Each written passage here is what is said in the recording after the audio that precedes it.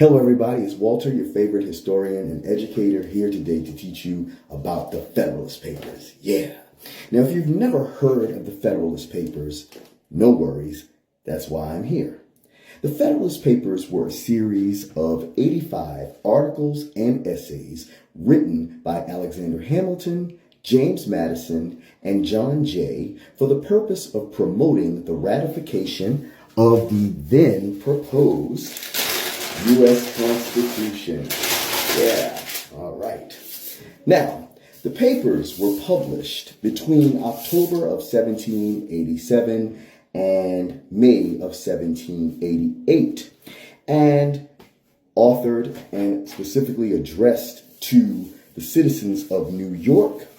They were all published in anonymity under the singular name Publius, all right? So, you might be wondering, what was the purpose?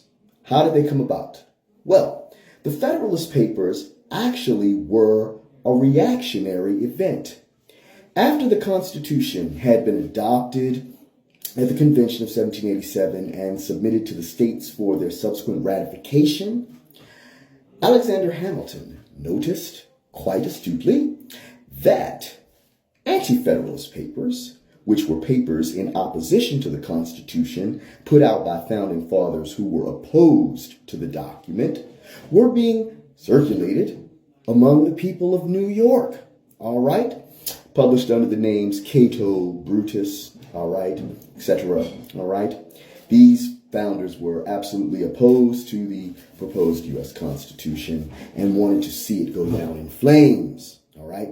So in response, Hamilton mounted a historic literary counteroffense. All right. Hamilton's counteroffense would become the Federalist Papers, ladies and gentlemen, where he and two other collaborators, James Madison and John Jay, would write articles and essays discussing each and every single pertinent part of the newly proposed U.S. Constitution, explaining it to the people, all right, and hoping it would draw public support for the proposed document, which of course is now the law of the land. Okay? Now, Hamilton, Madison, and Jay, all right, all wrote these articles and essays, okay?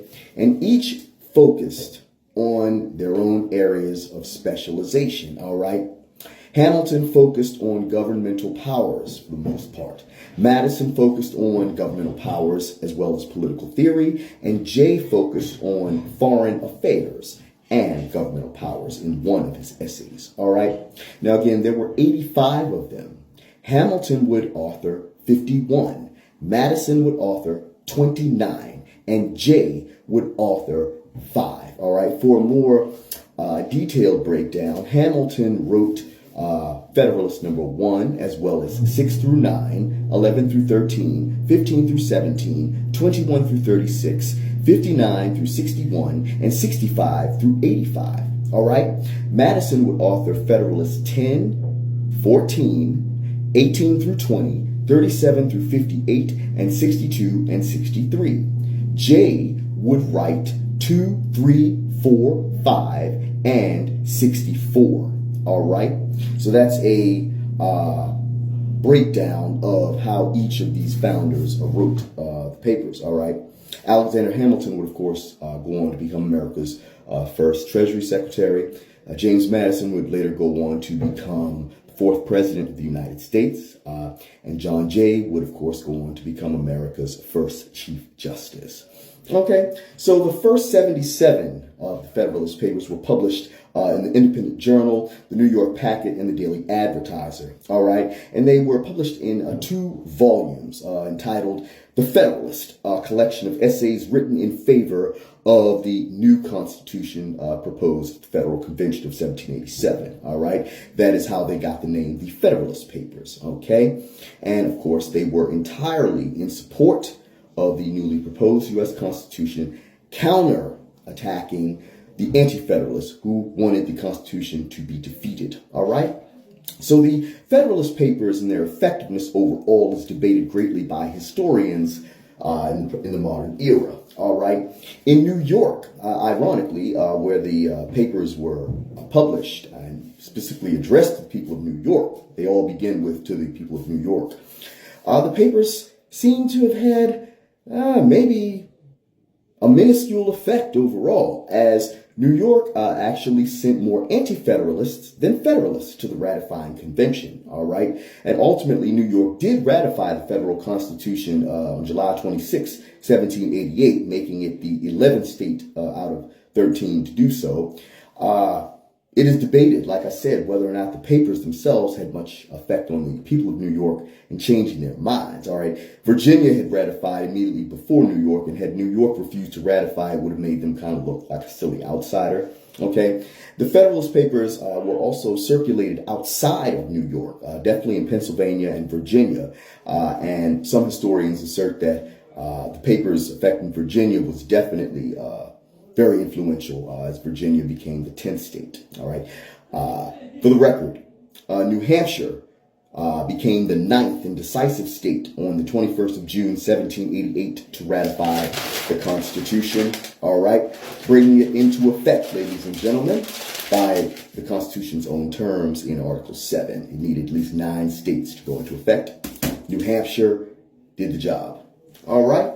Now, the Federalist Papers have been used extensively by historians as well as the Supreme Court and other federal judges to discern a more, I guess you would say, intellectually honest opinion and view of the framers' perspective on the Constitution of the United States, all right? As we have 3 framers, Hamilton, Madison, and Jay, giving their direct thoughts and opinions on the provisions of the Constitution. All right.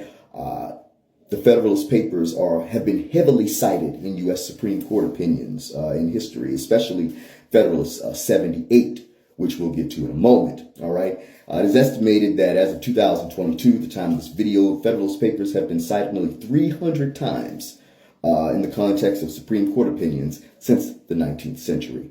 All right. Now, some notable essays in the Federalist Papers that you might want to check out. Federalist 1, written by Hamilton, which sets the tone for the rest of the papers, explains exactly why he's doing this, all right, why he, Madison, and Jay are embarking upon this massive project, all right. Federalist 10, written by Madison, discusses the Union and the proposed government as a safeguard against the dangers of faction, all right. Federalist 14, also written by Madison, explains why the size of the country is not an impediment to it being governed in the way that is proposed in the Constitution as a republic. Federalist 51, also written by Madison, discusses the relevance and importance of the checks and balances outlined in our government. All right. Federalist 54, all right, written by Madison, explains the necessity for the 3/5 compromise in the Constitution, which reduced the counting of slaves in slave states, all right, which could have been far worse if all slaves were counted versus only 3/5 of the slave population.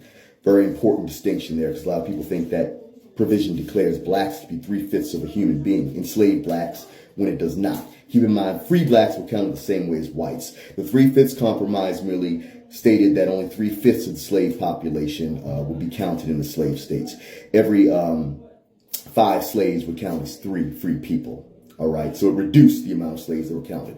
Federalist 70, written by Hamilton, discusses the necessity for a single executive with robust power. Federalist 78 discusses how the judiciary would be the least dangerous branch of the government.